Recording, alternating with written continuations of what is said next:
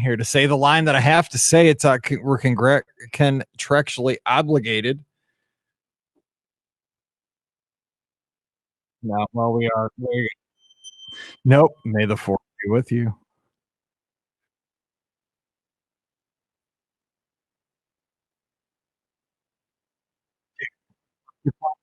Did you just happen to do that? And I was like, oh my gosh, we put that out, and it's May the 4th.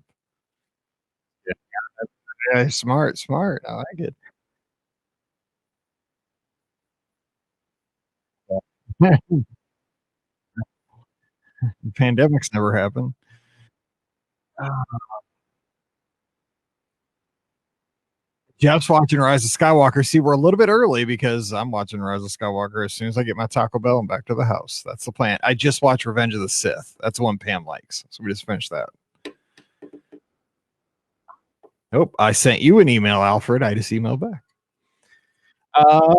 Philip's here. Okay, so we are answering lots of questions. We need questions in the chat today because some of the questions that we have are not as relevant right now, but I know we will get to them. So let's do this. And thanks everybody for being here. Eli, hey, by the way, Eli wasn't here the last couple nights. I saw your post on the lizards. Good job getting back out there running, one day at a time and 1 mile at a time. And you're doing really well. Even my wife commented on that. So good job. Oh, dude, I can't be keto, I guess, if Taco Bell's not on it. I don't want to. If I didn't have food right now, I don't know what I'd do.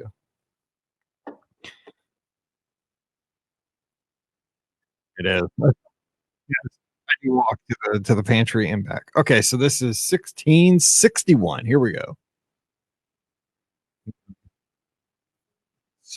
We got movies to watch. Okay, here we go. At least I do. All righty. Welcome to episode 1661 of the Be Our Guest Walt Disney World Trip Planning Podcast. I'm your host, Mike Rallman from BeOurGuestPodcast.com and one of the senior agents over at the Magic for Less Travel. Happy Wednesday to you. And as we're recording here in the live chat, may the 4th be with you. That's right. It's kind of a Star Wars day. I hope that you've checked out Rise of Skywalker. It came out a little bit early on Disney Plus to kind of help you through this quarantine time wherever you are in the world.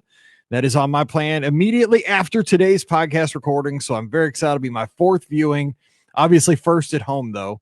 And just kind of wrapping up the Skywalker saga, the Star Wars. Oh, I can't believe it's like that storyline is over. That is like the storyline of my life. I was 4 when it came out, A New Hope. So we're gonna have a good time later, but right now is the best time. We're answering your listener questions. Joining me today from not a Disney World after all.com because she's not here right now. And that's not even her website that she updates anymore.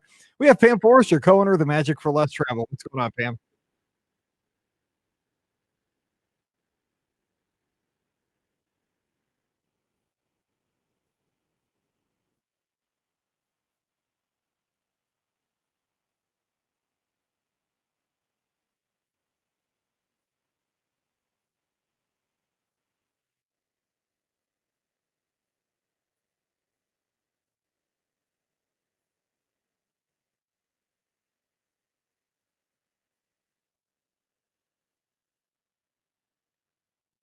You know, it was a dream sequence. Isn't that what they do like on soap operas? Maybe. We just dreamed it. It didn't really happen. But anyway. So we are going to be answering the listener questions, and we have a great question here in the live chat actually on that subject. And this is something that we can debate on Facebook. Uh-oh. So if Philip says, when I get home from work, our family is voting on which episode we will be watching tonight. What episode would you choose? Okay, so I think there's a few obvious answers here. First of all, I think, if you now this is assuming that you've seen all the movies before. They don't really. I hear you and see you. Oh, you know what? Because I've never added you to the stream. God. There you are. Boom. I just forgot to add you. I'm sitting there looking at you at the bottom of the screen because you're in the preview. You're in the waiting room. Let's start this over. Dang it. It's so funny. Yeah, that was fun. Okay, that was our warm up, everybody. Okay, here we go. This is how we do it every day. See, Rikki actually holds us all together. Oh my God, we're in trouble. Yes, we are. Amen. Okay. Good. Okay. Why did you guys tell me you didn't see her or hear her until now? Like you guys are playing me like 5 minutes. Hi, folks. Dude, this would have been a lot How easier are you? 5 minutes ago. I've been talking to you the whole time. Yes. Oh, there it is. I'm just not scrolling down. Where's Pam? Hey, Pam. We can't see your Pam. Pam. Where's Pam? Where's the beef? Okay, here we go. I did that cast member about Farrah Fawcett. I knew she didn't know who Farrah Fawcett was. You did. You all called it. We just weren't looking at it. So thank y'all. Okay, so now we're gonna do this for real. So that was la la la la. That was my warm up. Practice. See, I will not mess up about introducing Rikki this time. I probably will, but here we go. There we go. 1661. Welcome to episode 1661 of the Be Our Guest Walt Disney World Trip Planning Podcast. I'm your host, Mike Rallman from BeOurGuestPodcast.com and one of the senior agents over at the Magic for Less Travel. Happy Wednesday to you.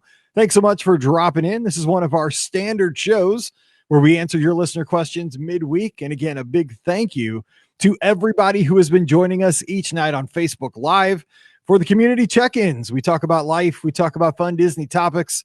We're having a great time with that. And if you've been downloading the shows on the feed, that extra content, thank you so much. I've gotten a lot of kind words. Folks love hearing from our audience. And we've got some stars in the making. Of course, Alfred, star of the show every night. We got Wade coming from Nebraska almost each night as well with some awesome advice during these times. It's been so fun. Marlessa up in New York. We're having a great time. And just we've had a lot of first-time callers this past week, too. So thank you so much for just being a part of the community. So again, today we're answering your listener questions. Joining me today from the Magic for Less Travel, she's one of the co-owners up in Pittsburgh, Pennsylvania. We have Pam Forrester. What's up, Pam? Hey, everyone. Happy Wednesday. May the 4th be with you.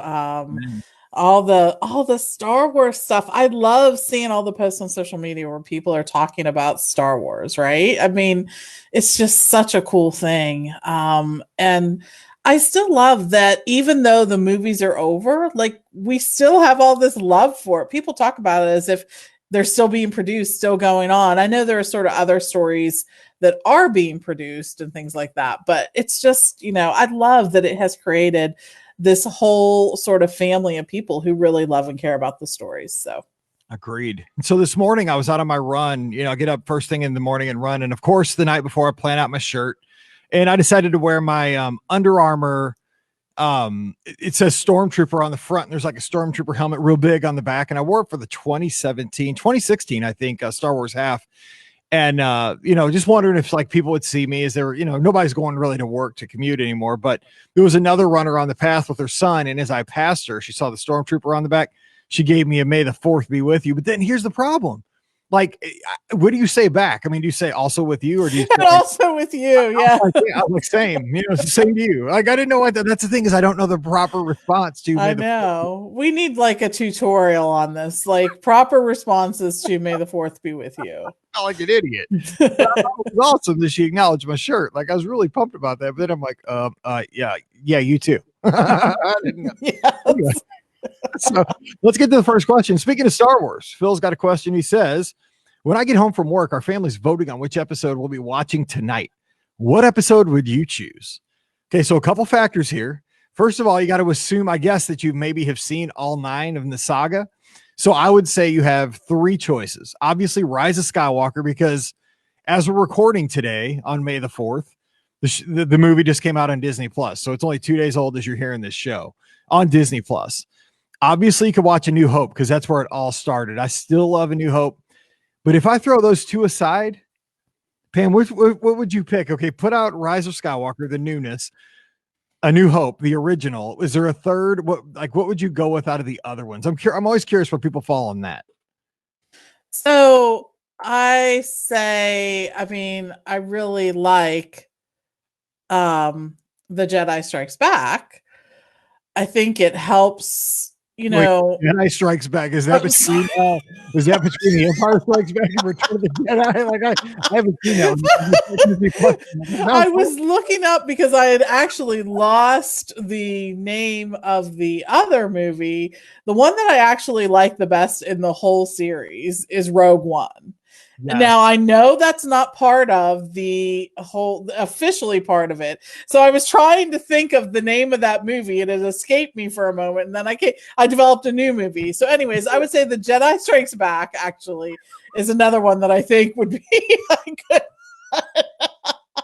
and that would be a melding of the other two movies, right? 5.5 is what that is. Yes, it is. It is. Return of the Jedi, I think, is a good one. But I am going to put my plug in for solidly Rogue One. I think it's one of the best movies in the whole series. I truly do. Because it gives so much backstory. It's emotional in a really good way. You see how heroic these people actually were, and it makes you actually think about it. So, anyways. It's so sad. I can't watch it. I know. I hate sad. In like an awesome way, though. It's sad. And anyway.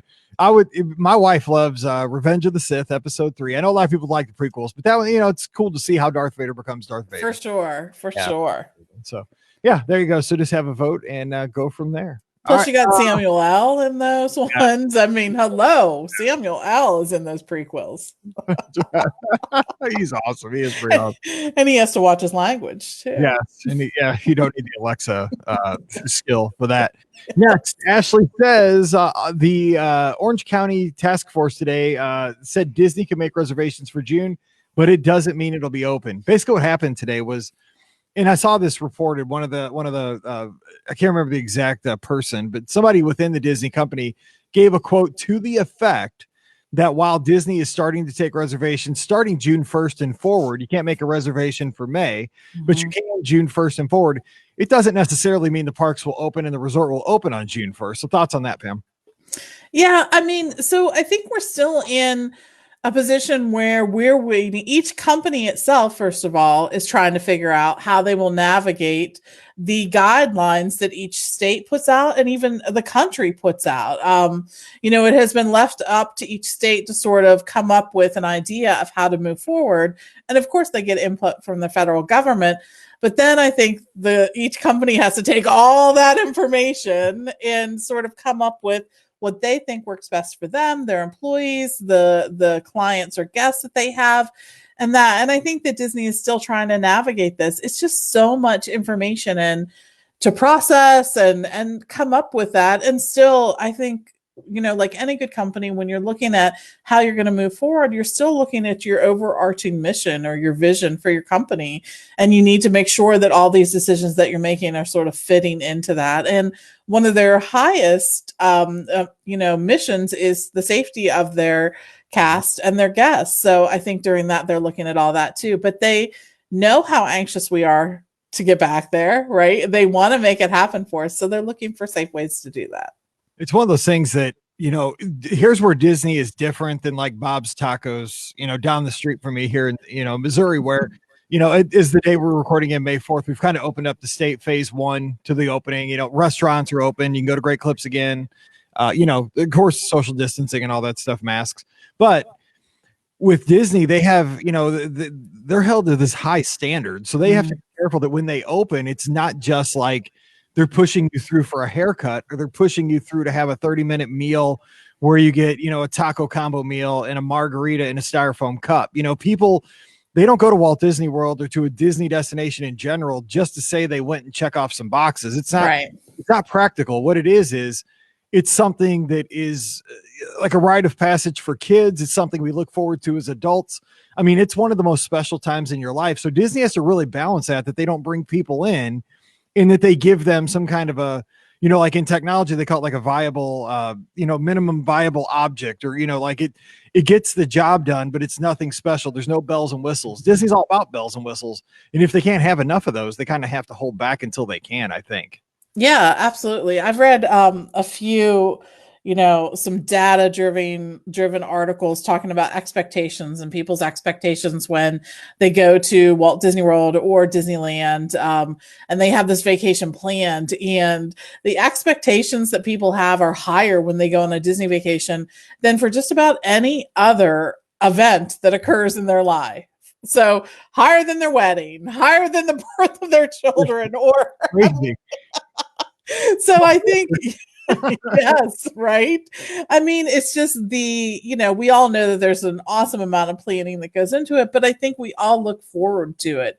It really does enhance, our lives, our moods, everything like that. So there's a lot of things that they have to live up to make that happen. And I'm glad that they're kind of, I just like that they're going to be, it seems, and we don't know. I mean, they don't call me, Bob Iger calls me every once in a while, but if I'm talk about other stuff. That's right. We do. We talk sports, not about work. Yeah, of course. But it's one of those things, like, I'd rather them be conservative, not super conservative where nothing ever opens again, but one of those things like, let's don't force it. I think the worst thing you can do is force something like this. You gotta, but it's like we were talking before we started recording. I mean, there are with a place like Walt Disney World that is built on think about the mission of the Disney parks. It's to bring people together into physical environments to live out, basically fantasies, like you're riding on a magic carpet, or you're riding on a flying elephant, or you're in a pirate ship, but it's about bringing people together. And I mean, who would have thought that, 3 months ago, the world spun on its ear, and, bringing people together is like the enemy. It's so weird. Who would have thought that there would be a movie released during the pandemic called The Jedi Fights Back? I know, seriously. I mean, they got to get creative, and we got to work in those hornets or whatever that are out in Washington State. We're going to kill us. Right? The Jedi fights the murder hornets. Yeah, they have like little lightsabers or something. I'm like, Disney, when you make The Jedi Strikes Back, I want you putting in a call to Pam Forrester. You heard it here, my friends. All right, Alfred's got an easy question. This will get us back on track. He's just asking simply, what's the best cruise to take? So when the cruises start sailing, those ships, and the other night, I was just Friday night, I think I was bored sitting on the sofa, and I have an app on because I'm like, Mark Yerkes is kind of a geek like me when it comes to like marine traffic and stuff. So you can see where all the ships are in the world. Just type in the name and it shows where it is. It was kind of interesting because the Wonder was docked in San Diego. The Fantasy was at Castaway Cay, but the Magic and the Dream were just anchored right at Cocoa Beach, like right outside Port Canaveral. I guess they can't come in, but they were right there. It's like, God, who would thought that? Like the Magic and the Dream just kind of sitting there waiting, kind of on the outskirts. Right. It's super interesting. But back to Alfred's question, I think for a first-time cruiser, I would definitely look at like a Dream Bahamas 4 or 5 nighter if you can swing it. And if you can go to like when the kids are in school, like Alfred, that'd be a good time to go. Say like September, October, maybe like a January, February timeframe. You can get some decent deals, especially on those. But I would definitely not a 3-nighter. I mean, that's something I would add on. Like, say you're going to Walt Disney World for 5-6 nights, and you just want to tag on a little kind of extra fun, but you've already been on a cruise. You just want to have a little taste of it. That's, I think, where the 3-nighters kind of shine. But Pam, you think like a 4 or 5-nighter? Yeah, the cost down for the first cruise. Right. As a first cruise, I think 4 or 5 nights is good, because you don't want to do 3. We've talked about this in the past, but what happens with 3-night cruises, you're sort of just figuring out the ship, and then you have to get off the ship because your cruise is done. It's kind of sad. You never have enough time to fit in all the things that you really want to fit in on that 3-night. Now, you never do on the 7-night either, but you have a lot less time on the 3-night to kind of fit some stuff in. So something to think about. But really, I think the correct answer is whatever fits into the correct cruise is whatever fits into your budget and the time that you have available, because I think there's just nothing like a cruise to take you out of your regular life and sort of disconnect you from the rest of the world. It's a really amazing vacation in that space, and I love it. So yeah, I know you've done longer cruises. I've done back-to-back cruises, and even after like 12, 14 nights, this is just me. I mean, not everybody's like this, but I still don't want to get off the ship. I love just that the disconnect. I think that's the biggest thing I like about a cruise. is that it's so immersive. Everybody's so friendly. Somebody take a picture of you. Those big flashers. No, I saw it too. I was like, what was that? Or you have lightning behind you. But It's the audience that's here. I think we can't do that right now.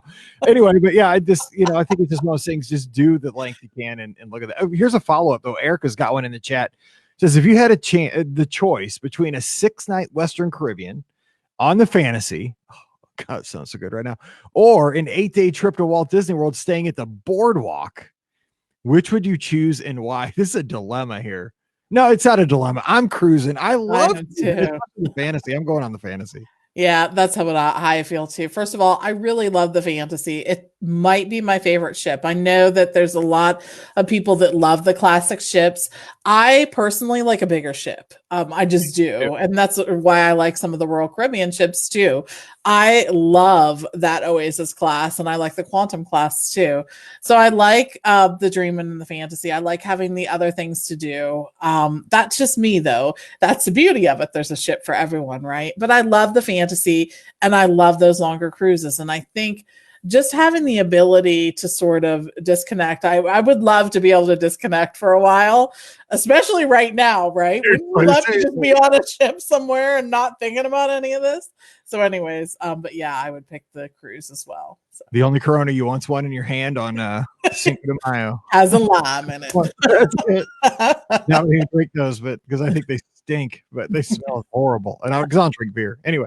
All right. Next, Eric had a question earlier. We went to her recent one, but she's got this one. It says, we're planning ahead to September of 2021. We have never park hopped before. What park hopping tips do you have for a couple of super hardcore planners who are really, really trying to take it easy and have a go with the flow trip? I think the last statement she said, though, is key to having a park hopper. If you want to go with the flow, you need flexibility, and flexibility is the park hopper. 100%. And I think the way to do that and not make you feel sort of manicked and rushed, first of all, is to, if you're someone who gets up in the morning and wants to get to a park and you want to take advantage of extra magic hours, whatever park happens to have them, then the park hopper is really going to work for you because you can go there, take advantage of the extra magic hours. And I will tell you, the morning extra magic hours are even more effective than the evening extra magic hours, although the evening ones seem a little bit more magical because everything's dark and twinkly lights and stuff like that. So, but get there, enjoy extra magic hour, do some rides there at that park until it gets to be about lunchtime, and then either grab lunch there or head back to your resort, take a dip in the pool, enjoy some time, and then head to a different park in the afternoon, early evening. And that's where you can have dinner or, plan to do that. Now, if there's no morning extra magic hour, then still do the same thing. Head to a park in the morning, take a break, then head to a different park and maybe the one with evening extra magic hours in the afternoon. So for me and my family, a park hopper is essential, truly essential for us. We don't do it without the park hopper. So the thing too is it makes your dining so much easier because if you don't have park hopper, you're restricted to go dine either outside of a park or to the park you went to first thing in the day. You have excluded the other 3 parks. When we all travel together, I travel with Pam's family, the Gardeners, and Rikki and everybody. We have big groups. And the thing is, with everybody typically having a park hopper, a lot of us have annual passes that's built in, but it's one of those things that, we're unrestricted. We can decide we want to have dinner over at the studios. We just go in the studios to eat dinner, and that's totally fine. We do that all the time. I'm just saying. I know. I think where you're going to have dinner sort of drives a lot of your other decisions, or where you're going to have breakfast, or it's just the way, look, there's nothing wrong with the people. Just go with it. Maybe it's just us. The dining drives most. No, I know it is not us. We will see other people here in the chat momentarily who will be like, of course, that's how I plan where I'm going. I hope so. There are people. All right. Laura's got a question here. She says, have you ever been to one of the spas at Walt Disney World? I need one right now, she says. Yes, I've been this dude has been to the Grand Floridian spa once. It's crazy. I know. By myself, my wife went in with me. It was so weird. And they're all nice. Actually, they're There's one over at Saratoga and then the one there at the Grand Floridian. And they're beautiful. They're great locations. Now, some of the health spa sort of areas have different treatments available, sort of like massages and things like that at their resorts, but those are limited, and who knows what that's going to look like when we're all done with this. But yeah, absolutely, I think that the spas at Disney World are really great, and they do some great professional services. And you got to look at the list of, they call it a menu. There's a menu of services. Menus right? typically have tacos where I go, but I'm just saying, not Swedish massages. Right. Yes, exactly. But lots of things from which to choose. So. And the thing is, like, if you've never been to a spa in general, but especially at Walt Disney World, if you go to one, just accept everything they hand you. They'll hand you fancy water. They'll hand you slippers and a robe. It's weird, but just take it, just roll with it like That's you did right. for a few hours. Yes. It was so good because I got it as a gift after my first full marathon in 2015. Oh gosh, I remember. That was thunder. Okay. There's somebody just took out a wall. Nope, thunder. Okay, it's storming outside here in the Be Our Guest podcast studios again. Okay, Kim says, where would you stay with a family of 7 and 4 teenagers and 1 preteen? First of all, I wouldn't take 4 teenagers and 1 preteen on a trip. That's just an editorial comment. That's great. Okay, and here's what I would do. I would get your room at the Polynesian.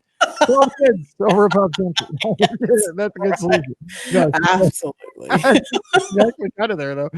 She says either 2 rooms or a suite somewhere if cost wasn't an issue. So okay, seriously though, I mean, this is a great time because when you have teenagers and preteens, you got to realize, I mean, I'm at that stage of life where those years are going to go quick and you're not going to have a whole lot more vacations with together as a big family unit. They're going to go away to school, stuff like that. Maybe you want to look at something like an Old Key West, a 2-bedroom. That's probably cost effective, probably your most cost effective, like big villa you can get. But also you could do, a family suite at you can't do a family suite with 7. I would go 2 rooms at Pop Century because you get the 2 bathrooms, you get a little space. Maybe ask for connectors. What do you think? Yeah, I think, that's often, I think we get a lot of questions on that. If people have a big group, are they better off getting a suite, or is it less expensive to get 2 rooms? And the answer is almost always 2 rooms is less expensive than a suite or a villa property. That's just the way it is. But there are some pluses to having 2 rooms. And one of them is that you have 2 bathrooms as well. So that's something to consider too. With that number of people, you're going to need at least a 2-bedroom or larger if you're looking at the villa properties. And those can be pricey. Of course, they are available with the highest discount when Disney does release the discount. So consider that as well. But absolutely, I think 2 rooms at a moderate or at a value are going to be your least expensive option. Good luck. No, seriously, it'll be a great trip, but it's just that I'm just saying, like, that could be an emotional ride there. It is. Give them some freedom. Give them some freedom. Yeah, not that I've been locked up with kids that age almost for like feels like 7 months. Right. Fine. Okay, so next question is, and Maggie has a good point though about the cruises. She says on a cruise, this is back to that Walt Disney World versus the cruise question. She says she likes cruises because she rarely gets FOMO. She doesn't worry about missing out on the fun. That's a great point because when I'm at Walt Disney World and I try to take like a resort day where I'm like, we've been going for like a week. I'm just going to take a day and I am not going to the parks. I tell myself that I might be staying at a moderate or deluxe, got a great pool. Everything's going, the tropical music. It's just awesome by the pool. God, when I see people cruising back, getting back from a bus, like I'm like, dude, they just went to the Magic Kingdom. What's going on I know what's going on at the Magic Kingdom. It's probably hot and there's probably long lines, but I'm still like, when you're with us in the summer though, we make you. I know, but I still have FOMO. And you're right, on a cruise, you don't get that as much, even though I'm one of the people on the cruise, though, I got to be doing stuff. Like I got to be going to towel folding or, make a race car out of a potato, in the club or playing, the game shows like trivia. I do everything on a cruise. I don't sit back. I love that stuff. I love it. Anyway. I actually read a book on a cruise. Nope. I got to be with like the cruise staff. I'm an honorary, cruise staff member by the time the cruise is over. All right, Chip got a question. I know we're into summer, but we're planning to go the week of Christmas. 3 kids. And since we won't be at church on Christmas Eve, would the kids enjoy the Candlelight Processional? Best deal for the meal package with it? So what do you think? Kids in Candlelight Processional? I say yes. I say yes too. I think the Candlelight Processional is just, I think it retains everyone's attention. It really is. They do the singing and then they tell some of the story. And if you get a good speaker, they're so interactive and they make it really joyful. I've mentioned this a few times. My favorite Candlelight Processional speaker that I've ever seen, and I've had the occasion to see him twice, is John Stamos. Really and truly, he is just so good. But there are so many great ones. Rita Morena is great, is just, I love when someone tells the Christmas story with a really joyful heart, like that it makes them happy, that I don't know. That's how my church is, that, we don't have to be somber to, enjoy the experience, to have that relationship with God. That's not how it is. But anyways, I love it when they have someone who really feels that too. And they do have some great speakers. But I think between the singing and being able to watch all the Candlelight Processional people, and hello, my favorite part of the Candlelight Processional, the girl that does the sign language, or the guy who does the sign language, just watching them, it is like an art form. They're using like the American Sign Language things where there's some interpretation there, and I love it. So yeah, absolutely. I agree. And it's just, you mentioned you won't be going to church because you'll be at Walt Disney World at Christmas. I think, while I don't know if like going to Candlelight Processional is like a church substitute, because I think your church is kind of like your extended family. At least that's kind of how I was brought up. But you're at Walt Disney World. This is a special year. And I think that going to Candlelight Processional, while it isn't going to become probably a tradition for your family, it is something I think those kids would remark on a decade down the line. They would say, remember that time that we celebrated Christmas at Epcot? We got to sing the traditional Christmas hymns, some of that stuff. We got to hear the story from the Bible, and we got to see some, the thing is probably the cast, the guest speaker is not going to be something that's relatable to the kids. It'll be somebody relatable to you. Like, like Alfred saying he loved Cal Ripken Jr. You like John Stamos. You have, of course, everybody loves Neil Patrick Harris. Mari Matlin does it a lot. There's lots of kind of regulars, but again, I think that's going to be something, while not a substitute, it could be equal, for that 1 year, and it could be something special for years and years to come with the kids. I like it. Yeah. And I think too, we're all kind of learning sign language because like I watch these, I don't know if it's like this in Pittsburgh, but like at 8:30 in the morning, we get our St. Louis County update on TV, which I'm not even in St. Louis County anymore. I'm on the neighboring county and we're open. They're not. So I'm glad I kind of moved. But so the St. Louis County, like executive does his at 8:30. We get Illinois at 2:30, Pritzker, because we're like close to Illinois and St. Louis. Then at 3:00, we get Parson. He's our governor of Missouri. And then, of course, you get Trump, whatever like, and they all have like their sign language people. And I feel bad because like some of these words, like, they're just like, like they've made them up with the pandemic. Just speaking the words are like, so I try to watch the signs. Like, and some of these people, like, it's like, it's kind of funny because like the sign, you can tell like they probably made up the sign. It's like they've made up this word in the last 2 months, For sure. I'm sure social distancing wasn't a huge, sign before all this or whatever. It's just crazy. Anyway. All right. So the next question is from Robbie, and Rob, he's in Chattanooga, Tennessee, to the inbox. He just simply had a show idea, which I don't know if we have enough for a show idea, but I like this. I want to ask you this one. So here's his proposal. And I want to talk about this on one of our call-in shows this week. So be ready, everybody. Instead of seeing an attraction as a guest, what if you were in the attraction for one whole day? For example, what attractions would you most want to be a part of and see the guest reactions? So he gives some examples. How about being a pirate in Pirates of the Caribbean, or a Phoenician, or C-3PO in Star Tours? Maybe an Avatar on Na'vi River Journey. What would you pick? So if you could be like an attraction, like you get to, I guess, like it's kind of like Flight of Passage, where you jump into the avatar and I guess you become like your body becomes the audio animatronic and you get to look out at the audience for a whole day. That's it. That's super interesting. What would you pick? Man, that's rough because I love it when it's something unexpected and you hear a crowd reaction. Like when the Star Wars, or not just the Star Wars fireworks, but any fireworks, when they start, that's some of my favorite, is when you think they're done and then there's a little bit more, right? And the crowd's always like, oh, like I love that first reaction, or when, the parade happens and that.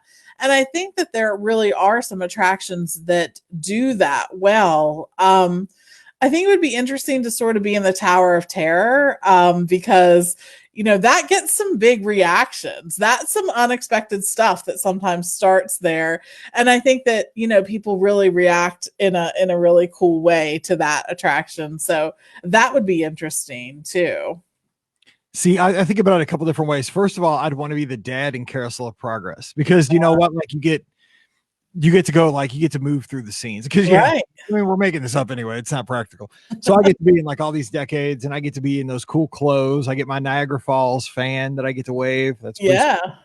I don't know how my wife would feel if all of a sudden I made her be the wife in the Carousel of Progress because she gets like on me, like yesterday, Paige and Pam were planting. We have hostas. This is big news here. Right outside my window, we have a garden. We bought the house like we moved in like the end of July last year. So these things were out of control. If you don't know what a hosta, I didn't know what a hosta was. They're these plants, they're green, they're beautiful, but there's a deck right here that goes out. So it's always shaded, but these things grow like wildfire. Speaking of Star Wars, like indoor under our deck, it's crazy. So they went out there and they kind of dug up a lot of them, replanted them, gave away a ton of them. But anyway, I don't even know where I was going with this. I totally just lost it. But anyway, what was I saying? What were we talking? Oh, you don't know if Pam would want to be the wife. Yes, because like I was working inside and I have really bad allergies. So if like I was in the Carousel of Progress and she's in the rumpus room doing all the work and I'm sitting there just talking, like that's pretty much what I do all the time. What am I doing right now? Talking. I'm kind of like the dad already. So I'm like, let's pull Pam here and see if this would even be a change from how things are right now. Oh my gosh, yes, this is getting me in trouble already. So, anyway, yeah. So Alfred says, yeah, we're not. Shannon has a good point. She wants to be Madame Leota. That would be a good one. Yeah. Gina wants to be the Yeti, but she can't move. You got to be frozen. Let's see here. Oh, Carmen. I haven't seen Carmen in the live chat here.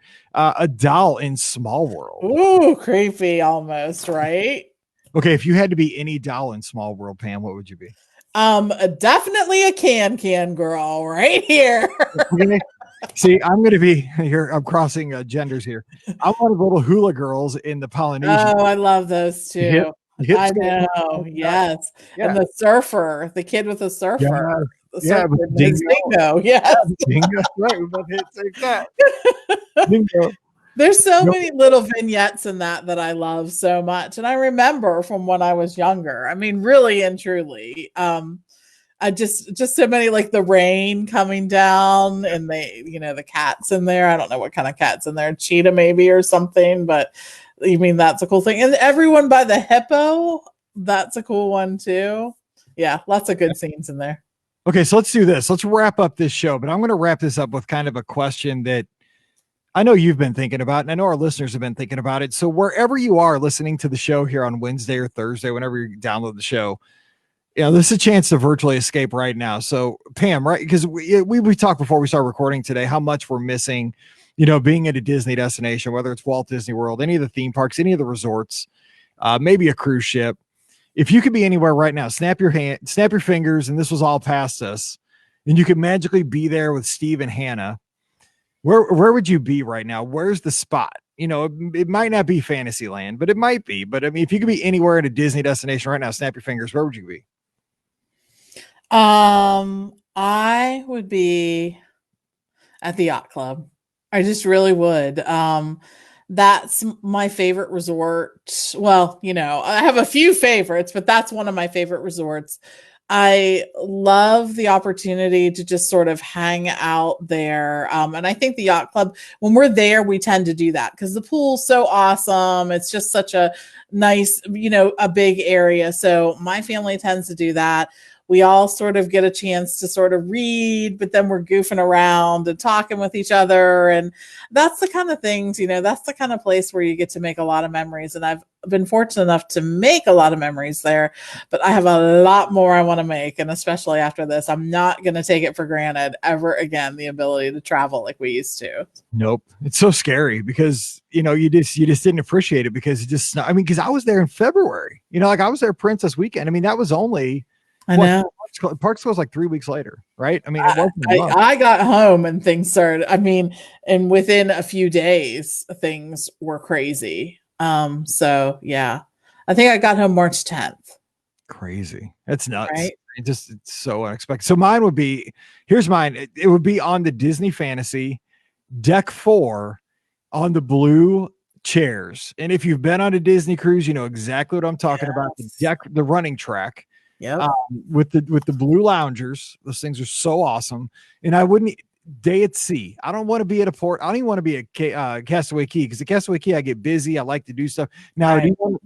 if I could have the captain pull in for a little lunch at Cookies, I'd do that. I love cookies, but I would just like to just watch the ocean, the beautiful blue water in the Caribbean, and just know that we're out there. We're like you said, we're disconnected, and we're kind of just we're on vacation. God, that sounds so good.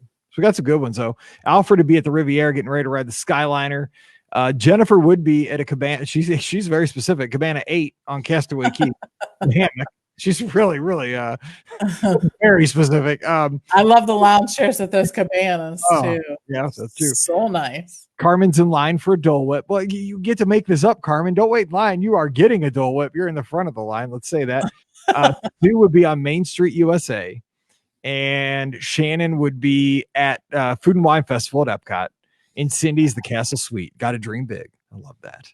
It'll be, it's going to be there soon. We're a lot of days into this, so we're getting there. We're pushing through. I mean, just think about this. Like we've pushed through over 50 days already. So we're getting there. We're making progress. I really have seen light at the end of the tunnel, I will say. The past few weeks, more than we've seen up until this point. I feel just so hopeful about it. So I can't wait. All right. Well, it's going to do it for today's listener question show. If you have any questions, email those to me at mike@beourguestpodcast.com. Of course, you can join us as we record the shows. Mondays, usually around 5:45 Eastern. You could drop in and ask a live question, get right to the front of the line. But thank you to everybody who hung out with us today in the live chat. We always appreciate that. Don't forget, today's show brought to you by our friends over at the Magic for Less Travel. So when it comes time for your next Disney adventure, an adventure is out there. Drop by themagicforless.com. Check out all the great photos of the resorts. You can check out the ships, the layouts, the staterooms. It's a great place. I mean, practically it's a good place to start your trip planning. But let's face it, if you're just daydreaming, it's a good place to kind of go down the rabbit hole and get lost for a few minutes and kind of think about, all the good stuff that is going to happen here very soon. So drop by themagicforless.com. Check out all the specials that will be out there soon. I'm sure. I'm just watching for that. And then while you're there, fill out that free no obligation quote form, and an agent will get back to you right away. So check them out today over at themagicforless.com. Also, please use our Amazon affiliate link as often as you can. It really does help us in these crazy times. It's beourguestpodcast.com/Amazon. You get all your Prime benefits, cost you nothing extra, and every single purchase helps everything we do here on the show. So please bookmark it and use it often. beourguestpodcast.com/Amazon. All right, don't forget, you need to join us on social media. We love talking with you at BeOurGuestPod, at BeOurGuestMike, and Facebook.com/BeOurGuestPodcast. And over on the Facebook page, we get together and take your calls every Thursday, Friday, Saturday, Sunday, and Tuesday, 8 o'clock Eastern, 7 o'clock Central. Hang out with us. Give us a call. We talk Disney. We talk life. We just have a good time getting through all this together. So we're going to be back again on Friday with our normal show, and we're going back to a series that I think we left off in 2018. We're going to be trapped in Echo Lake area at Disney's Hollywood Studios. So join us for that. We're going to talk about all the fun stuff you can do just in that part of the studios. So until then, for Pam and Rikki, I'm Mike, wishing you a great Wednesday. Time to head back to work. Stay safe, stay healthy, and we'll see you real soon. How is she getting through? I have her muted. Oh, sorry. You just came on the show. Hang on. Hang on. Let me try to see if I can. For Pam and Rikki, I'm Mike, wishing you a great Wednesday. Time to head back to work. Stay safe, stay healthy, and we'll see you real soon. Here, I got one. Okay, good. Okay, let's see here. Let me save that real quick. 16. Oh, I got to sneeze. Oh, I got to sneeze. Here it comes. Hey, guys, we're going to be doing one more show, so hang out if you want. The Star Wars Galactic Cruiser. Let's see. The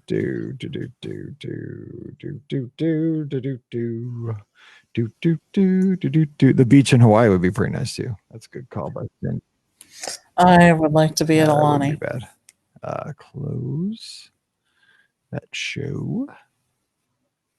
Shannon, thank you. Pam's on the Skyliner. My Pam hasn't been on the Skyliner. I was talking to her about that last night. Oh, wait. Really? Yeah. Sorry. Sorry. That's why you came through, because I had you on mute. Yeah, I don't know how that happened. I'm so sorry. I didn't figure you'd be able to hear me. So, whoops. That's good. I said mute. I don't know what's going on. That's weird. Well, let's do. I got to pull up a park map. Yeah, that's true. Oh, yeah. We might actually need that. Yeah.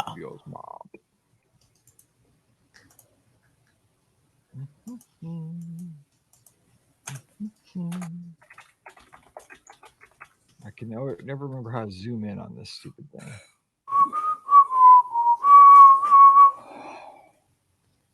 think you click here, maybe. Oh, what'd I do? How do you? I know it's like Control Z, maybe. I gotta Google how to zoom. Chat. How to zoom in on a PC. Open the browser. Control plus. I knew it was something like that. Control shift. Now we're talking. I don't want that page. I want. Sorry. Let me get this. This is what I want.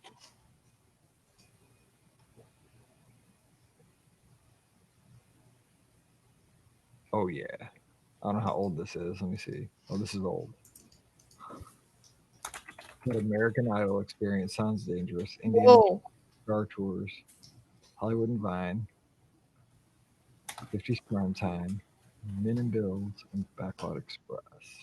So we're also going to add in like Sci-Fi and ABC Commissary. We're going to do Commissary Lane. Okay.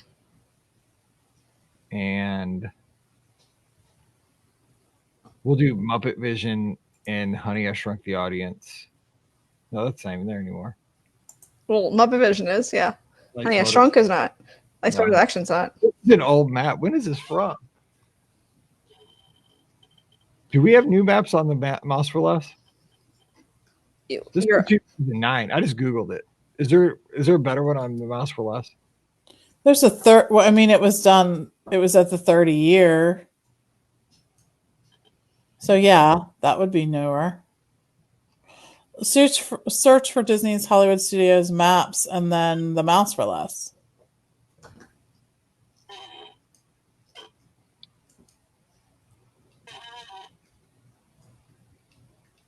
There we go.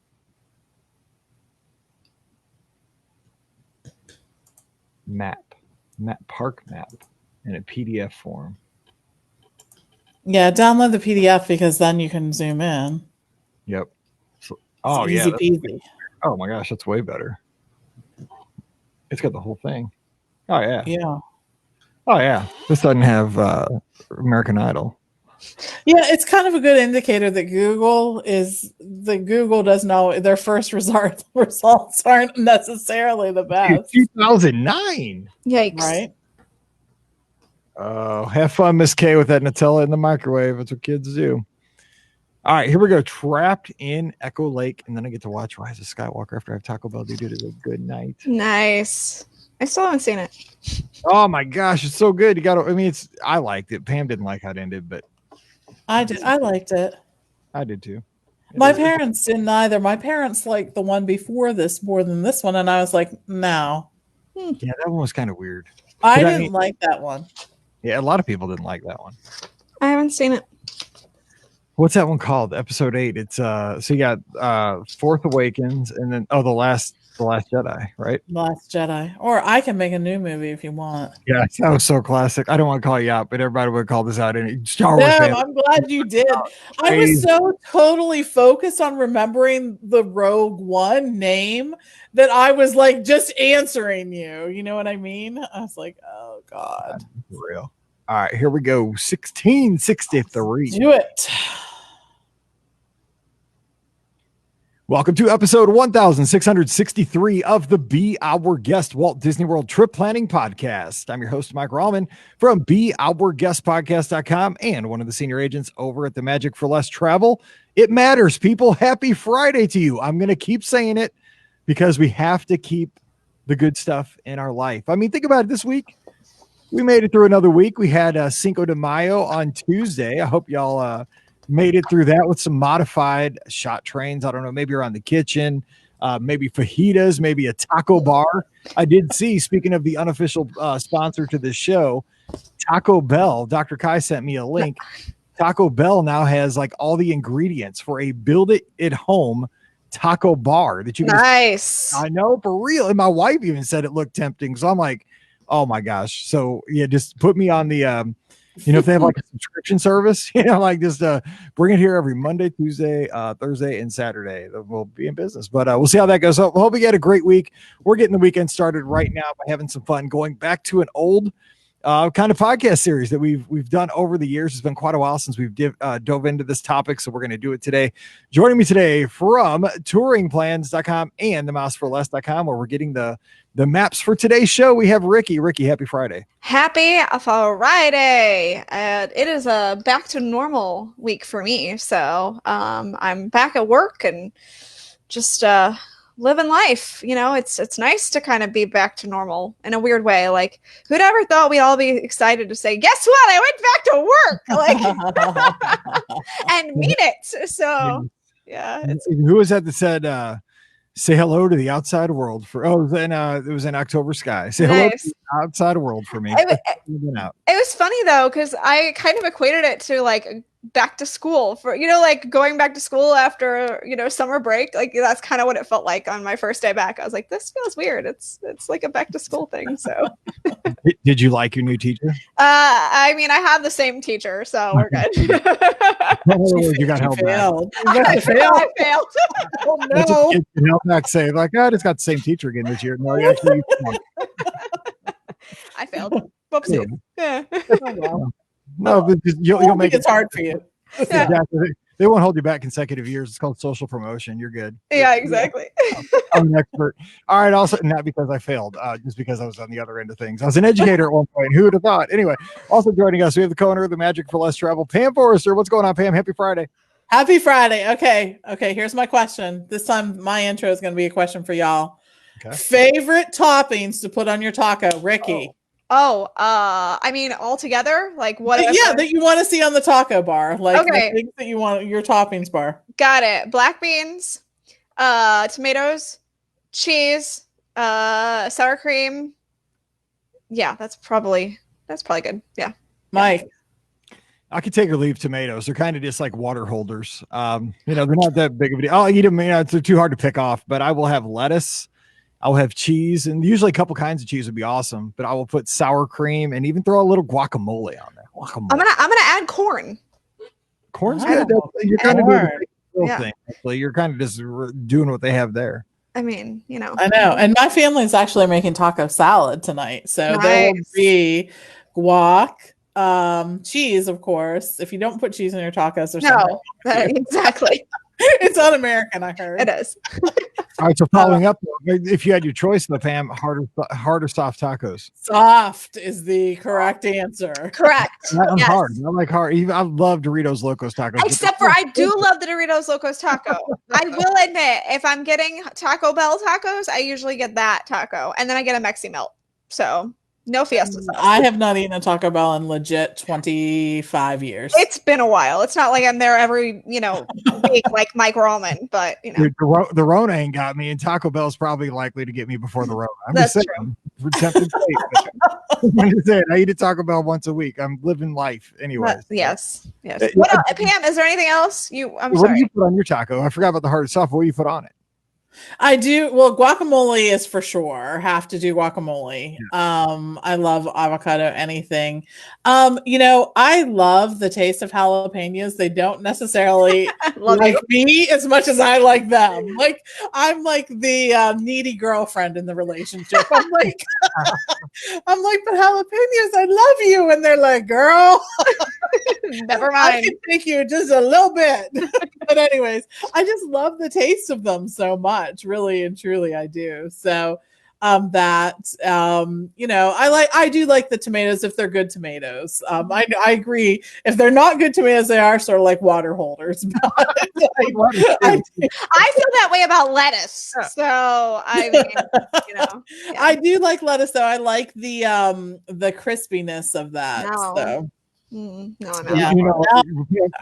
what you like socially distanced jalapenos. You like them, but from a distance of 6 feet. Yes, it's true. If only they loved me as much as I loved them. Right. So it's kind of funny because one last story, then we're gonna get to the topic. So we have this lake, that I walk around every day and I run around. It's a quarter mile around, not very big. And so we're walking the dog, my wife Pam and Paige and the dog and I were this is about a week ago. And you see this like couple, they're like probably college age. And so they're on like a socially distanced date at the lake. Like, they're like on two different blankets, probably 10 feet apart, but they're talking. And so we're walking around a few laps around the lake and Paige is like, she's flirting with him because she's playing with her hair. I'm like, how do you know? Like, I didn't even notice that. She's like, she's totally flirting with him. But anyway, nothing comes of it. They have a little socially distanced. It's so weird that we're even talking about this stuff. It's so weird to see. So like a few days ago, I'm walking around like, dude, they're on the same socially distanced gone. Like they're on the same blanket. So I guess the relationship has, it has progressed. Yes, exactly. I'm like, well, that was fun while it lasted. I don't know, because, dude, if I was like 20, I don't know what I'd do. So I can't talk. If you say you can, you're lying. When you were that age, because everything, you're invincible when you're 20. So that's true. For sure. I do the right thing, but I can't blame them. Whatever, young love. It's spring. Okay, let's get to the topic at hand. A long time ago, we did these series like Trapped in Frontierland or Trapped in Liberty Square, and I looked because I didn't know if we did this one on Sunset Boulevard at the studios. We did March of 2018. So today we're going to be back at Hollywood Studios, but we're going to be trapped in the Echo Lake area, but we're also going to include Commissary Lane in there as well. Also Grand Avenue. So you can't go into Galaxy's Edge. You can't go into Toy Story Land. And you can't go on Sunset Boulevard or Hollywood Boulevard. So you're just trapped. And you have to make a day of it, dining, entertaining yourself, which I think is kind of challenging for some things in Echo Lake. But Echo Lake's actually relatively good in this Echo Lake Plus, I'm going to call it, area for this part of the park. So we got to stay in here all day. So let's kind of jump in and talk about what we have as far as entertainment, things to entertain ourselves. So Pam, what would you say is the biggest attraction if we're talking Echo Lake, Commissary Lane, and Grand Avenue area? Let's talk entertainment first, or experiences, attractions. Okay. All right. So I'm going to say Indiana Jones, even after all these years, still is really a people eater when it comes in terms of, the entertainment, because that theater holds so many people, really and truly it does. So that's something that you're absolutely going to want to do throughout your day. But the challenge with that is that it's only offered at certain times of the day. So you're sort of going to want to, that's something that you're going to have to sort of build your day around, or at least consider it at that point, to see, how you can get there and take advantage of it. Then in other entertainment, you also have Muppet-Vision 3D, which, you can go to at really any time, right? Mm-hmm. Anytime. And still, I mean, it holds a special place in my heart. I will say, though, that it needs a little zhuzh. I mean, it's kind of it. Maybe it does, but I think maybe it's just because I'm nostalgic for the Muppets themselves, and the building feels like it's an extension of that to me. True. Agreed. Yeah, I see that. It's just like at the end, you see what the folks are wearing after they blow up the theater, and you're like, oh my, like when was this filmed? So anyways, that. The other thing that you have too is the Jedi training, the Trials of the Temple. Now, not everyone can participate in that because there is an age limit really on this thing, but it's really good just to be able to go and see it. Like, it always sort of does my heart good, right? Because there's always 3 or 4 kids in there that are taking this so seriously. Like, it's like their job, right? Their job is to roll up there and do the best that they can at this, because their mom and dad got up at the crack of dawn. They ran to get them signed up for that. They've already gotten the lesson that, like, now look over at me at some point because I can take your picture, but you got to make sure that you're doing everything that the Jedi trainer says and whatever. I am sure there has been a spiel that these kids, have heard. So I just love it. It really does. It's just such a cool thing. So, and the other thing that you're going to be able to do is meet Mickey and Minnie at, they have an area there at the red, they say starring in the red carpet, but whatever. It's a little area over there in Commissary Lane. And then I don't know whether this will still be going on or not, but you get to go see the Edna Mode experience and meet the Incredibles and do that kind of stuff too. So lots of good stuff. Say though, getting into the Trials of the Temple, watching that, there's a good combo here. It's the Backlot Express meal and sit outside and watch the Trials of the Temple. Yep. That's kind of a good way to have your meal and a show. And the thing is, like you mentioned, you don't have to have your own kid to watch this. There's always a kid that's kind of like beans. Okay, so if you don't know what I mean by the beans, Jocelyn has a daughter that's so spunky. She has a lot. All of her daughters are awesome. Yes, I love them all. But Beans is the youngest. And she was like a little hockey player when she was like 3. And she was just a spitfire. She still is. But I mean, when she was little, she was a spitfire. It's like if you give like a Bean, and I'm just like, the Beans type. If you give Beans a lightsaber and Darth Vader pops out or whoever the bad guy is, she's going to whack him right in the, like you try to blow out the ACL. It's to save the universe. Like we're going to save the universe by blowing out this villain's ACL and it's all going to be good. So you never know what you're going to see. Absolutely. So it's so fun to watch. So yeah, definitely that. And speaking of, the only real e-ticket attraction that we have at this point is Star Tours. The event will continue. So Rikki, what do you feel about that? Tell us about Star Tours. It makes me sick and I hate it. I hate it. It does not make me sick, but it does kind of make Brian sick. So like I kind of have to make him go on it with me. But I do love Star Tours. The Adventures continues because it allows you to experience the Star Wars lands in a completely different way that you've been to in the movies. So that part is really cool. And I love that they are able to update it so that they've been able to take the new lands that have been in the new movies and add them to this attraction, which, they've always touted, hey, guess what? We're going to be able to, change this attraction up, Toy Story Mania. And then they never do. So like, it's kind of nice that they actually went through with it on Star Tours The Adventures Continue, because like it just makes things fresh and unique. Now the problem is I always get the same stupid scene over and over again. Like it never changes for me. I always get the same one, it feels like, and I'm like, can I see something different, please? But it's still like it's just a really cool experience to be able to do it. And I love like that I've definitely been the Rebel Spy before, so that's kind of cool too, to be able to do be the Rebel Spy. It's such a cool experience. I love Star Tours, and I'm not even a fan of Star Wars, and I love Star Tours, so that tells you right there. But I think everybody should give it a shot, because I do it. I get in there about every 3 or 4 years. I try it again, and I know I'm getting older. Like I'm not going to get over this. Like it just gets probably worse with age. But it's like I love Star Wars so much that I want to have that experience, especially with the randomness of what I did 3 years ago could definitely be different than what I'm doing today. And really, what I really enjoy is the queue. The whole environment of the thing. I mean, it's not just the attraction itself. Seeing C-3PO, seeing the droids. I mean, Pam, are you the same way? Like you like this? And I don't want to go through the chicken exit. I'm not. Nothing. Well, I mean, the chicken exit, you just keep walking. Like there's. It's really. It's not too much of a walk of shame, because I still do it sometimes. But yeah, like you, every now and then I try it, and I'm like, oh dang, why did I try it? Like that was not worth it. But anyways. If Steve and Hannah are riding, actually it makes Steve sick too, but if Hannah's riding, like sometimes I'll go through the queue with her, because it is so cool. You get to hear the droids talking back and forth to each other. C-3PO does a little spiel there. You get to hear him.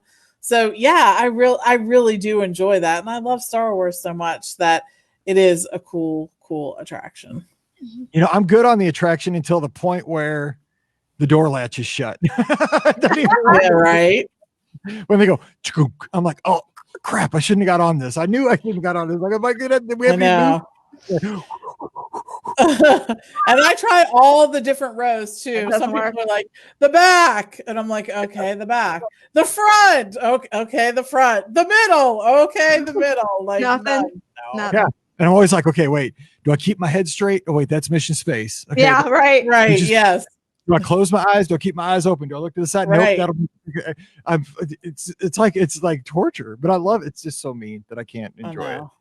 Anyway, so we got the attractions, but you know what? Go ahead. There are a couple of other attractions that we have missed. So there's, for the first time in forever, a Frozen sing-along celebration. Yeah. And I know why we missed it. It's because we never see it. No, I actually like this. I do too. I love that show. I agree. It's entertaining.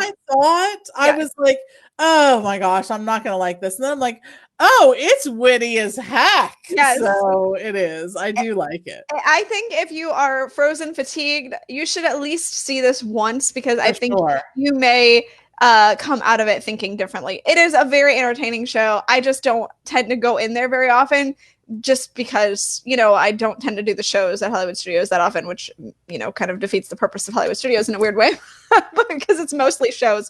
But yeah, I mean, it's always entertaining when I go in there. You can also, if you are still in a Frozen kick, you can meet Olaf from Frozen. So that's always fun. He is celebrating summer in a very unique way. And then brand new, something that they just opened, and this is before, like right before everything closed. It's the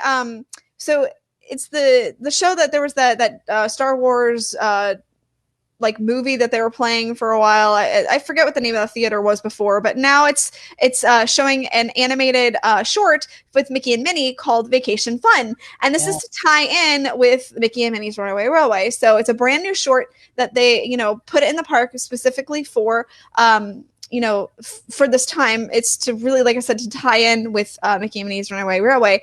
And I haven't seen it because I haven't been down there yet, but from what I hear, it's really cute. So it is really cute. Not only that, not only is the film cute, but the theater is cute too, because all the seats are Mickey pants. Sort of.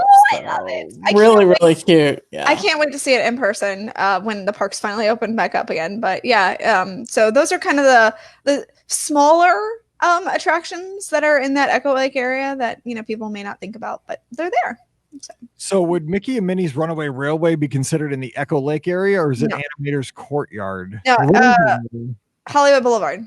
It's still Hollywood Boulevard all the way back there? Okay. Yeah, it's Hollywood Boulevard. It's the only thing. What's what with the studios? Yeah, it's the only thing in the studios. And Echo and Hollywood Boulevard. That's the only attraction. Cool. All right. So the next thing we have is, of course, the studios has good snacks. I mean, this is, you know, we always talk about the lack of dining at the studios, but when you're talking about the Echo Lake area and this Commissary Lane, Grand Avenue area, you're not going to go hungry. You know, we go to Walt Disney World to eat in the snacks. So let's talk snacks. Here's one of the places, you know what, Pam? I've never been here, and I can't believe it, but I've never been here. Is what's it called now? Lost it. It's the boat, the Dockside Diner. Yes. Like, Men and Bills, I think it's called. Yeah. So apparently they have like foot-long hot dogs and milkshakes and frozen beverages. They even have beer. But don't they have like kind of like stuffed pretzel like kind of things, like where it's like a hot dog inside of like some kind of a bread? I love things like, I've heard that. Is that the place that has them? Like, I think like kind of like a sausage inside of a pretzel or something. Like that. I'm not sure if it's that location. And the menu, by the way, at the Dockside Diner changes all the time. First of all, it was one of the places that you could go to pick up like your food for that Fantasmic sort of snacky picnic thing that you got to take, and you could either, you know, have it there, or I don't know what the idea was, but you could take it with you or eat it early or whatever. So that's that. They do have some interesting drinks at different times too, and it's just kind of a cool location. It's been there for forever. So yes, and I've never been there, but I got to get a snack there sometime, because a lot of times I end up snacking down on Sunset Boulevard, but I can't go to Sunset Boulevard in this scenario. So Yeah, that'd be a good snack place. And another one that I'm thinking of too is it's called Epic Eats. Mm-hmm. And on the map, it says funnel cakes, ice cream floats, draft beer. Rikki, Yep. have you been there? Have you gotten something there? No, I haven't. Like, I love funnel cakes, but when I'm at Walt Disney World, it tends to not be something that I get. I don't know why. Just maybe because I can get funnel cakes other places, you know, at like street fairs around Atlanta or whatever. But so like I tend to avoid getting it because it's not special. I don't know why. Also maybe because it's hot as all blazes out, and who wants a very hot, you know, pastry dish? I'm just saying. So I haven't eaten there, but I do know that they have really good funnel cakes. They put ice cream. They can put ice cream on it and make it kind of like an ice cream sundae. Again, I'm a weirdo. Like, I think that's weird. I don't know why. Just give me a funnel cake with regular powdered sugar. That's all I want. I don't need ice cream. I don't need hot fudge drizzled all over it. I just want a plain funnel cake. I'm so weird though. I know that. So especially because like at Walt Disney World, you're typically going to share a funnel cake like as you're walking, and it's just a big old melty mess if you put ice cream on it at that point. Unless you're like sitting down to have it, and this is just a Epic Eats we're talking about is a stand inside of Indiana Jones. It's right by Indiana Jones. Yeah. So all right. So as we progress now, so we've got the snacks out of the way, but let's talk dining, because this is where you're gonna have a good chance to let's talk kind of quick service, or not table service, we'll say. So let's start over at the Baseline Tap House, fam. Oh, yes. That's where I'm going. Yes. I'll be there all day. Me too. That's where you hang out for 9 of the 10 hours. But no, what do you think? So tell people who haven't been there, and there's a lot of folks who haven't got to experience this yet. Yeah, it's actually one of my favorite places. First of all, it has a playlist that kicks butt. Yes, you just have to go there and experience it. It really adds to the ambiance. So they have a few food things that you can order. They have a pretzel. They have this ribeye beef puff. They have spiced almonds, but they have, of course, a charcuterie plate. Hello. Yes. Ding it, Mike. Ding us up, because we said charcuterie. Check it off for the week. So anyways, yes, it really is a fun place. And they also have you can get a beer flight there if you would like. They have some different things to choose from, and actually a decent selection, so that you can make a beer flight that sort of fits your beer drinking, needs. But they also have some other cocktails on tap, and I believe one's a margarita, and then there's something like a California sunset or something like that that they have that's really good too. They have other drinks too available, but it's always just such a great place. It feels so relaxed, so casual. You get to people watch. People are walking on their way to get to Galaxy's Edge there. And you sort of are at this like crossroads area. You can see some folks waiting for sci-fi and things like that. So yeah, it's a great location. I love it. It's one of my favorite places to go. So now if you're not into that stuff, but you need a quick bite to eat in the Grand Avenue area, kind of right there, Jason. Again, Grand Avenue is adjacent to Commissary Lane and Echo Lake, kind of one big area there. Yeah. You could also go to Pizza Rizzo if it's open. Yes. I have been. Rikki, have you been? I have been to Pizza Rizzo. Yes. Give your thoughts. Oh, well, see, okay. Again, I told you I'm the weirdo. I actually enjoy Pizza Rizzo, and I enjoyed it before when it was Pizza Planet. Look, I know the pizza's not very good. I know it's like puffy, mostly bread pizza. Like, I get it. It's not the best pizza. But seriously, I love going to Pizza Rizzo when it's open. Again, like Mike said, it's kind of open seasonally, or, like during just like brief windows in the afternoon, like maybe from 11 to 4 or something like that. And so that makes me sad. But it is greatly themed. They did such a fantastic job with it. It's themed after like, a really good Italian, like New York pizza restaurant. So, with Muppets. So how can you go wrong? Right? Like that's just those things go together, so very well. So, it is obviously involves Rizzo the Rat, which is why it has the name Pizza Rizzo.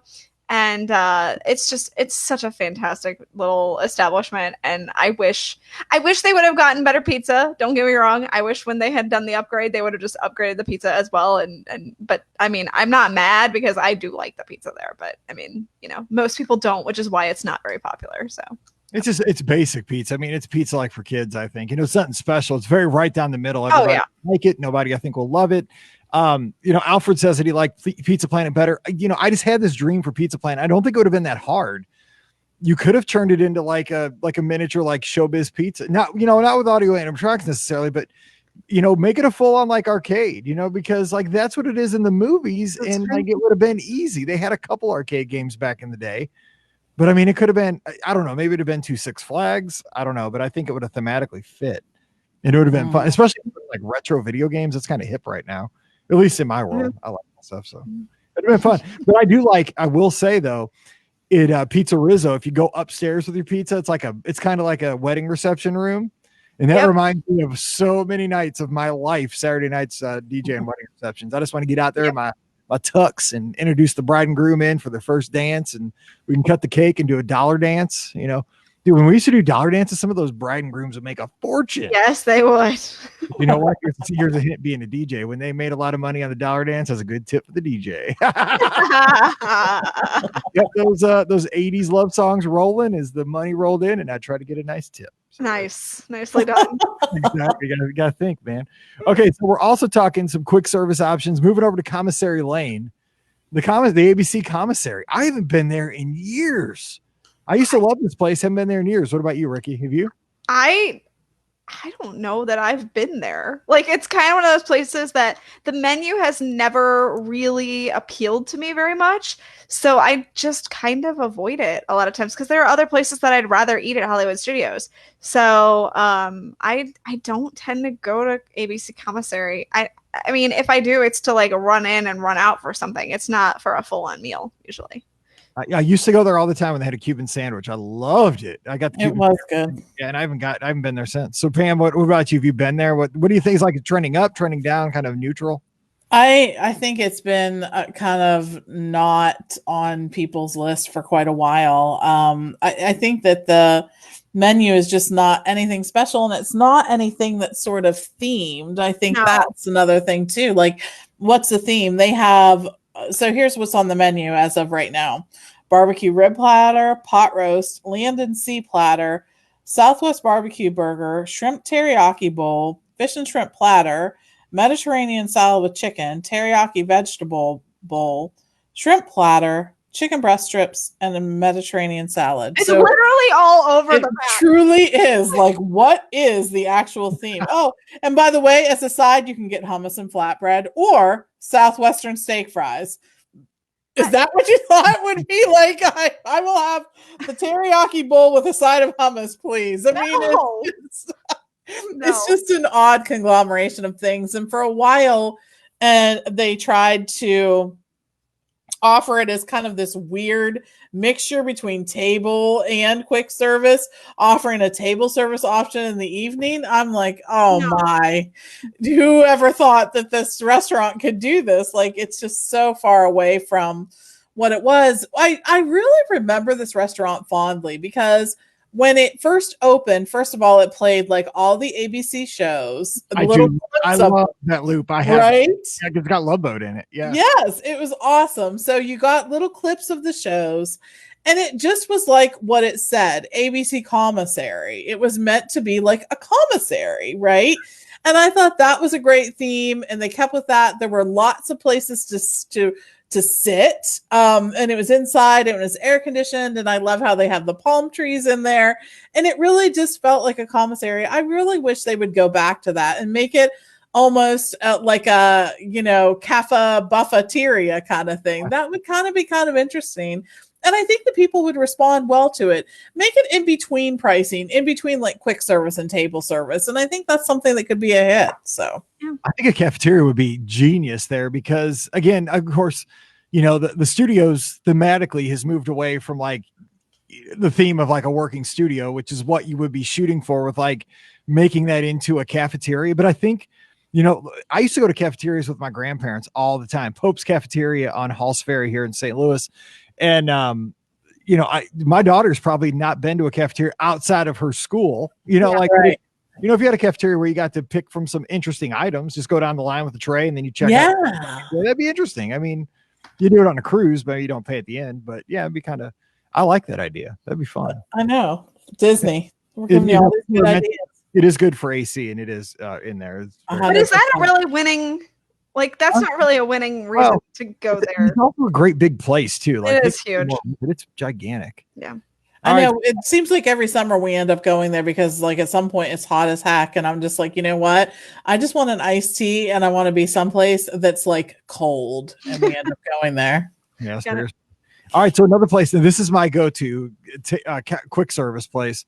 It's Backlot Express. And I don't know why. I mean, they just have like, I'll get like the Vader chicken and waffles, like their Vader waffles. Yeah. Chicken nuggets. I mean, it's nothing like the waffle is literally something like you would put in a toaster at your house. Sure. That's all it is. And some chicken nuggets with some syrup, but it's huge. It's quick. It's efficient. They have refillable Coke Zero back there. So I know that I go there, but it's nothing special, but it's my default. So and the thing is too, they got burgers, they have salads, nice Southwest salad. I had that once. Chicken sandwich, just the typical counter service fare. But I think the reason we go there is because everybody in my family can deal with something they like. We don't have to go 7 different places. That's probably why we go there now. And it's kind of a cool atmosphere, but I sit outside and I watch the Jedi show. So what about you, man? It's kind of like a default. It catches for everybody, but nothing special. It is. And it does have some neat little props in it. And there are a bunch of different rooms that you can eat in. So that's a plus for that place too. And again, the outside eating area does have a great view of that. But again, it's just something, that's there. It's not anything special. It just is. So Rikki, do you hang out back there? Do you skip it? What do you do? No, it's another one that I usually skip. And just, again, the menu just doesn't really appeal to me. And there are lots of other places that I would rather eat at Hollywood Studios. And I've been to Backlot Express. I had a chili dog there once. I don't even know if they still have chili dogs. It was a decent chili dog, but it's just, again, it's just not a place that I'm like, Backlot Express. Yes, that's what I'm craving today. So I would rather go for something a little more unique. There's just not a lot of counter service there. There's just not. Well, they've gained, not in this area, but they have definitely gained over the past, couple years with the addition of Toy Story Land. I mean, granted, I wish that, Woody's Lunchbox would have been an actual table service location instead of, or counter service location. I mean, instead of just like a few tables, and outdoor seating and like not many tables at all. Like there's just hardly any space there. And there's only 2 registers, which also floors me. And then you've got everything that they have over in Star Wars Galaxy's Edge too. I mean, you've got Ronto's, give me a Ronto wraps, Ronto roasters. Yeah, exactly. I mean, so you've got that, and then you've got Docking Bay 7 too, and the milk stand and Oga's Cantina. So like there's a ton of stuff over there, but the rest of the park, I do feel like they've gained a lot over the past couple of years, but before, when it was just this part of the park, it was definitely a little lacking for sure. And we've said that for years. Like their counter service has always been just I get the Ronto roaster, but I do hop on the Skyliner, go to the Riviera, get the Riviera burger. Oh, so there you go. See, so here we're getting to probably my favorite venue out of the attractions, out of the dining, out of the shopping. We're talking Tune-In Lounge. Yep. Yes. I love this place. This is where I'd spend the majority of my time. Pam would be over at Tap House. Give me the Tune-In Lounge because I love that 50s vibe with my peanut butter and jelly shakes. And you can get anything on the menu at the Tune-In Lounge at the bar. I was there solo over marathon weekend. I had a night to myself before some of my friends got down there. I rolled up to the Tune-In Lounge. I ordered the sampler with the chicken, the meatloaf, and the pot roast. Peanut butter and jelly shake, man, sat at that bar, hung out talking to people next to me on both sides, the bartender. I mean, I was living like I was king for a night, man. It was awesome. That was great. So, Rikki, what do you think? Do you ever hang out at Tune-In Lounge? Absolutely. I've done Tune-In Lounge by myself. I've done it with Brian. We've gone over to 50s. We've had great meals there. I love that whole like section, minus, Hollywood and Vine. But don't include Hollywood and Vine in that. But, because it is connected technically. I love both the Tune-In Lounge and 50s Primetime. They are certainly my go-tos when I am at Hollywood Studios. So I would rather go there than eat, gross counter service at Hollywood Studios. So. Well, it's a good place to sneak in if you just want, like when we watch the fireworks, I'll go over there and just get a shake to go. You just walk right up to the end of the bar, order, bam, and you're out of there in like 10, 15 minutes if it's busy even. But Pam, that atmosphere is me. I love that 50s vibe, but you don't have to have the ADR. No, I agree. And it's a place that we, go there often. It's funny when you order a beer at the bar, sometimes they'll be like, well, don't tell mom this is apple juice, don't let mom see you drinking this, tell her it's apple juice or something. So it's just it's a fun place, and you don't need an ADR, and you can order the whole 50s menu. So it's a great option for people. All right, so let's close out with some table service dining. Rikki mentioned it, Hollywood and Vine right there adjacent to 50's Primetime Cafe. Let's go Hollywood and Vine first. That is a character experience with Disney Junior pals like Vampirina, I think is there now, because somebody I had on a recent show said, we ate there with my grandkids and there were characters. I don't know who the characters were because I'm not hip on that. Like it was something that was purple and had fangs. I was like, I think that's Vampirina because my nephew likes Vampirina. But Handy Manny and so forth have been there in the past. I don't know if he's anymore. My kids are older now, so I don't know. But you know what? The last time I was there, which was years and years ago when Mallory was younger, the food was surprisingly good. In the atmosphere, like I like that kind of old Hollywood feel that it still has, even though it has current day characters. So Rikki, have you been in there lately? Nope. I have never done Hollywood and Vine. Never. Again, it's one of those places that I'm like, there are a lot of other places that I would rather eat, and I do not want to spend the amount of money that I would need to spend to dine here and get mediocre food. So I choose not to eat there. It's not for me. They do have in the they have minis seasonal dine. So the Disney Junior characters are there, I think, just in the morning, and maybe the lunch, and the mini seasonal dine is for sure there and at dinner. Oh no, Disney Junior is there for breakfast, and mini seasonal dine is lunch and dinner. So with mini seasonal dine, it's basically the characters are dressed for the different seasons. So right now, Minnie comes around in a face mask, right? Correct, exactly. Yes. So for Halloween they'll be dressed in Halloween attire. For Christmas it'll be Christmas attire. For the early January time period, they're in like Oscar attire. It's really interesting how they've gone and done all this, but you'll get different character outfits for different times of the year, which is kind of cool. Great idea, because it's not hard, to swap out characters. That's really cool. Absolutely. All right, 50's Primetime Cafe next door, one of my favorite restaurants, my wife's favorite table service. It's just homey, and it's a cool experience, especially I think it's great for like folks our age, because you can find artifacts on the wall that maybe grandma had in her kitchen. There's so many things on the wall that my grandma had, definitely. But I mean, for my kids, I can tell them, hey, this is what Grandma Ruth had, those big fork and spoon set, or, that thing. It looks like a bunk cake pan or something. And I don't know why they decorate by hanging it on the wall, but they did, it's so weird. So you get to have that. The food is just home good food. It's like a Cracker Barrel type food. So Pam, what do you think about 50's Primetime? I think it's a fun place. I mean, they go there and they'll do a little song and dance with you. You got to keep your elbows off the table and all of that. I like how they do that. At times I wish that their menu was maybe had a few other options on it. I know that that's just me. I like the idea of fried chicken, but like the whole big plate of it, you know what I mean? Like as the whole meal, what we usually do is like one of us will get a salad and the other person will get like the fried chicken, and then we'll sort of split it, to do that. I don't know. It just seems like a lot sometimes. I said, bring on the fried chicken. But it is a fun restaurant. It really is. And of course, I love that peanut butter and jelly shake is so good. I'm scanning through the menu right now, looking at the options. They have some good apps too. Like I think that sometimes we get the onion rings and they're actually really good there. They come with some kind of dipping sauce and it's good. It's just fun. It just really is. It's always busy though. So if you're interested in going, make sure you make ADRs. Yes. If you don't have an ADR, they will shame you. They will. Yeah. Oh my gosh. Yeah. Yeah. Character shame you. It's not happening.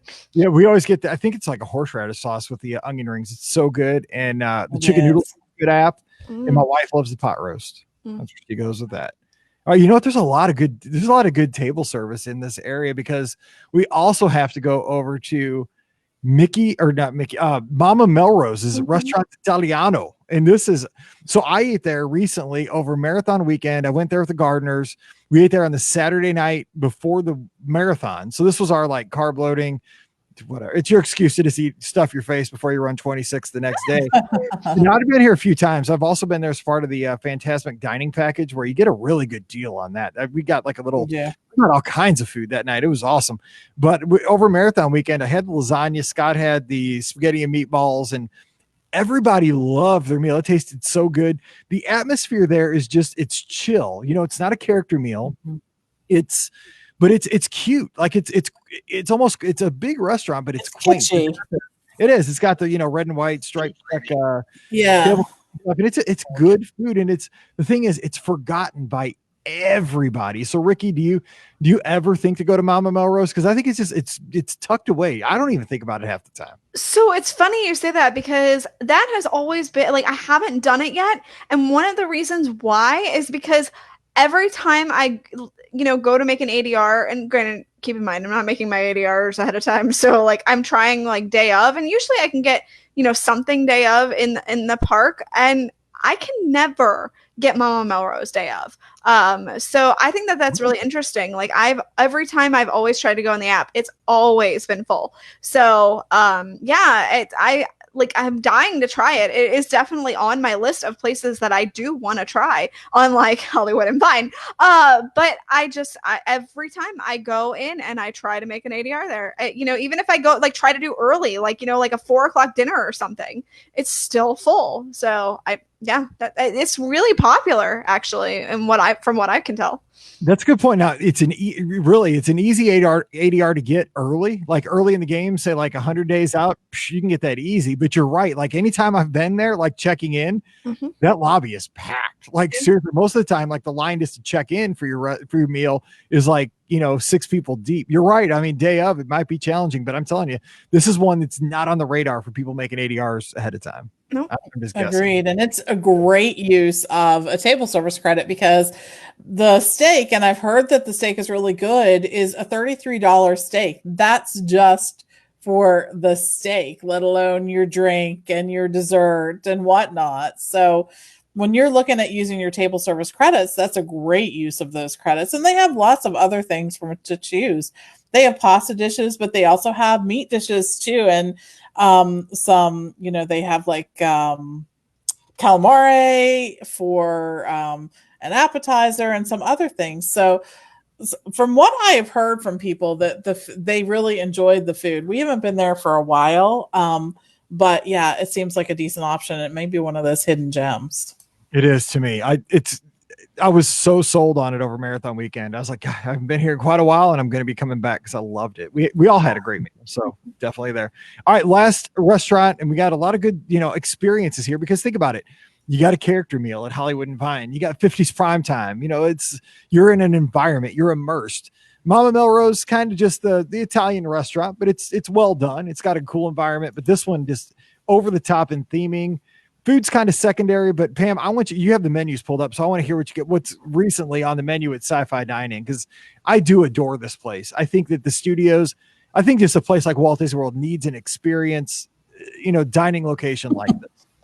I know. And they have sort of morphed their menu a few times, but basically it's a place where you're going to be able to get a burger, and some other things like that, but they've added some other things again.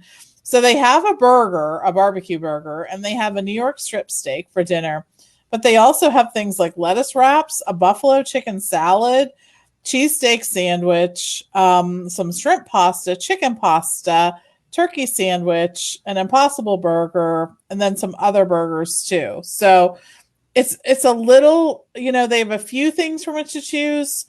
But I think you're really looking at this as like a burger and fries kind of place, because that's sort of what it's known for. And I think that they still have some cool appetizers too. They have fried dill pickles, which I think is, I always like when I see that on a menu. It sort of feels like a throwback, but that now it's definitely back in style again, don't you think? People love the fried pickles. So, and they have a wedge salad and stuff like that. So It is. It's really offers some neat things, and you get to sit there and watch the movies too. I think that's a cool thing. The only thing to note is if you're going with a large party, again, you're not going to be sitting in the cars because they can only accommodate so many people. The cars itself, so there are some regular tables sort of in the back where they'll put you for that. So now, Rikki, do you ever get in this one? Because again, this one is always people like, because I think it's just, it catches your eye with like that marquee on the outside of the building. People are like, ooh, what's that? And yeah, I think, people didn't expect it. It's true. I have eaten at Sci-Fi once, and this was back in the day when they were like, I think they'd just gotten Star Wars, and they were trying out like literally everything that they possibly could, and they had a Star Wars breakfast. I remember that, yeah. And I wish they would bring, maybe not the Star Wars part of it back, but I wish they would bring the breakfast back, because I thought the breakfast was really good when they had it. I very, very much enjoyed being able to, watch the movies while eating my breakfast. I thought the menu that they had was delicious. I really wish they would bring this back, because I would be there in a heartbeat. But yeah, it's I haven't done lunch or dinner, but I've definitely done breakfast in like the weird time when they actually offered breakfast for once. So yeah. The thing is too, like it's safe food, burgers, fries, pickles, and maybe that's not safe, fried pickles and stuff. But I mean, you can get a shake and some onion rings or fries and a burger or a salad. You can find something, your kids can find something. And again, this is one of those things. There's only one drive-in here in St. Louis at this point. And from where I live, it's like 40 miles away over in Illinois. I've never in my life, I've still never been to a drive-in. Never. And so my kids haven't either. So I think it's one of those things like, you take the family, and that might be something the kids talk about a decade later, like that meal there. Mm-hmm. Yeah, definitely. If it's like the burger. Yeah. Yeah. And plus, you get a little Disney. For the Disney folks listening to this show, like it's kind of cool to see Walt up on the screen with like the robot. Mm-hmm. It's like, it's cool. Is. It's fun. All right, so that's going to wrap up today's show. Trapped in Echo Lake area. We kind of expanded it out, but we just felt like, everybody needed a little virtual vacation for about 45 minutes to one of your favorite places. The studios, when you kind of look back at it, this is kind of a practical show because this area is not really heavy on attractions. It's got a little shopping. We're not going to dive into that because it's basically just like little souvenir stands for each, attraction as you leave. But, really good snacks and impressive table service dining in this area. So I think you could really kind of go over there and have some really good meals and great experiences. So give us your thoughts on Facebook, facebook.com/BeOurGuestPodcast. What would you do if you were trapped in the Echo Lake area? Don't forget, today's show brought to you by our friends over at the Magic for Less Travel.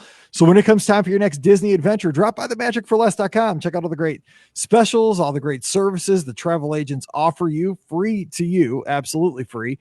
And while you're there, fill out that free, no obligation quote form. And if you're thinking about going down to Walt Disney World, Christmas would be a great time. We didn't talk about this. I wanted to mention this real quick because we're running a little long.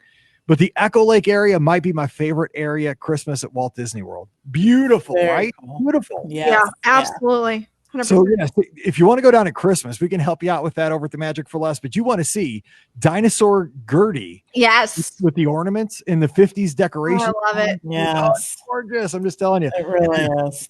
Plan your Walt Disney World vacation just for this right now. So check them out today over at themagicforless.com. Please use our Amazon affiliate link, beourguestpodcast.com/Amazon. Every purchase helps everything we do here on the show. It really does help us out in these difficult times. So please bookmark it and use it often. beourguestpodcast.com/Amazon. Give us a follow on the social media, Instagram and Twitter at beourguestmike, at beourguestpod, and facebook.com/beourguestpodcast. Don't forget, we're live on Facebook every Thursday, Friday, Saturday, Sunday, and Tuesday nights, 8 o'clock Eastern, 7 o'clock Central, taking your calls. They're called the Be Our Guest Podcast community check-ins. We talk about life, we talk about Disney, and have a great time as a podcast community. So please put that on your calendar to join us this weekend.